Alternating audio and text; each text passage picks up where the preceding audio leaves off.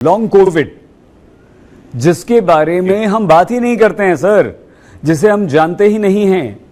हम आम व्यक्तियों को ये पता ही नहीं है कि लॉन्ग कोविड होता क्या है।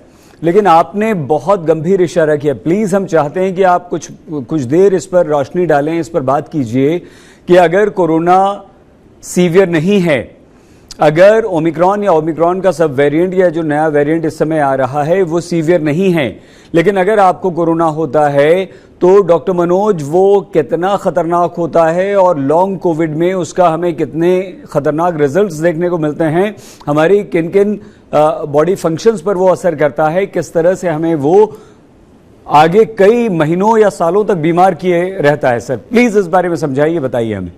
जी सही साहब, आपके माध्यम से मैं दर्शकों को बताऊं कि एक डेफिनेट नाम दिया गया long Covid syndrome. Long Covid का मैकेनिज्म अभी तक लोगों को समझ में नहीं आया। कुछ लोग बोलते हैं कि वेगस नर्व होती है, क्रेनियल नर्व से, उसका डिसफंक्शन इसमें होता है। बट आप देखिए, जो हम लोग रोजाना के प्रैक्टिस में देख रहे हैं, यंग लोग आते हैं, 30-35 ईयर्स के लोग आ रहे हैं, वो कह रहे हैं कि डॉक्टर साहब कोविड हुआ था, उसके बाद से मेरा हार्ट रेट 130-40 रहता है, कम ही नहीं होता है। उनको हम लोग हार्ट रेट कम करने की दवा देते हैं। तो कुछ चीजें हैं जैसे हार्ट रेट का बढ़ना, सांस फूलना है। बहुत सारे लोगों को जब हम लोग इकोकार्डियोग्राफी करते हैं तो देखते हैं कि उनका हार्ट फंक्शन कम हो गया है।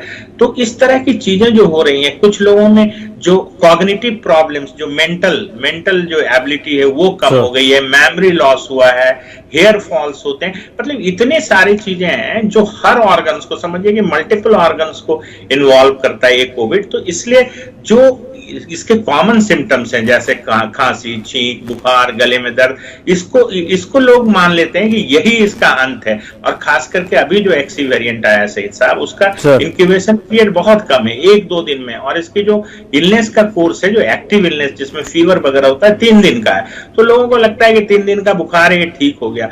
बट मुझे ऐसा लगता है कि जितने पेशेंट्स बाद में आ रहे हैं वो बोल रहे हैं डॉक्टर साहब हमें वो स्टेमिना आया ही नहीं जो मेरे पास प्री कोविड था, हम थोड़ा सा काम करते हैं तो थक जाते हैं। तो उनको जब इन्वेस्टिगेट किया जाता है तो उसमें बड़ी सारी चीजें निकल के आ रही हैं। हार्ट रेट का अनयूजुअली ज्यादा होना, हार्ट फंक्शन कम होना, इस तरह से उनके लंग्स में छोटे छोटे क्लॉट्स, पल्मोनरी एंजियोग्राफी में उनमें क्लॉट्स आते हैं।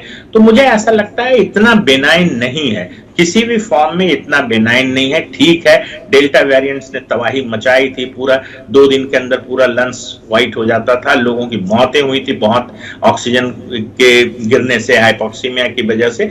बट मुझे लगता है कि इनका भी लॉन्ग टर्म इम्पैक्ट है।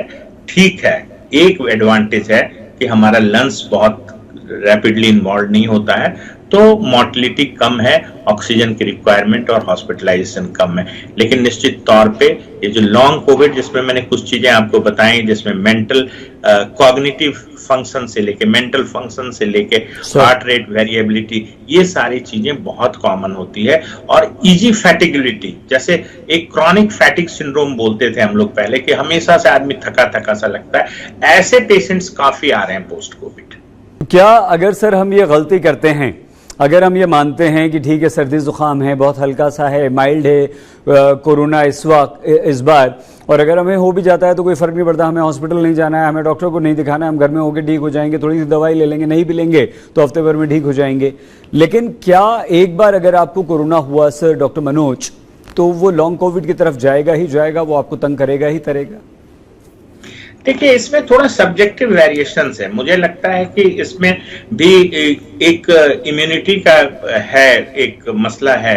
कोई पेशेंट्स होते हैं उनमें लॉन्ग कोविड के लक्षण कम होते हैं, कुछ लोग कंप्लीटली क्योर सा भी महसूस करते हैं। बट अधिकांश लोगों को, मैं कहूंगा अपने क्लिनिकल एक्सपीरियंस पे, कोई डेटा तो पब्लिश डेटा नहीं है, मुझे लगता है 50% लोग को लॉन्ग कोविड होता है, कुछ ना कुछ फॉर्म में उनको ये परसिस्ट करता है सिम्टम्स। खास करके जो कॉमनेस्ट सिम्टम्स है वो इजी फैटिगेबिलिटी है, बहुत जल्दी थक जाना, बहुत जल्दी सांस फूल जाना, और इस तरह की चीजें हैं। और खास करके जो यंग लोग हैं, जिनको हमने देखा है 30 से 40 एज ग्रुप वाले में, इनमें हार्ट रेट जो है, हार्ट रेट इनएप्रोप्रिएटली हाई रहता है। जैसे रेस्टिंग हार्ट रेट आप देखेंगे तो देखेंगे 120, कोई और एबनॉर्मलिटी नहीं। इवन हार्ट की जो फंक्शन है उनकी ठीक भी होती है, तब भी हार्ट रेट बहुत ज्यादा होता है।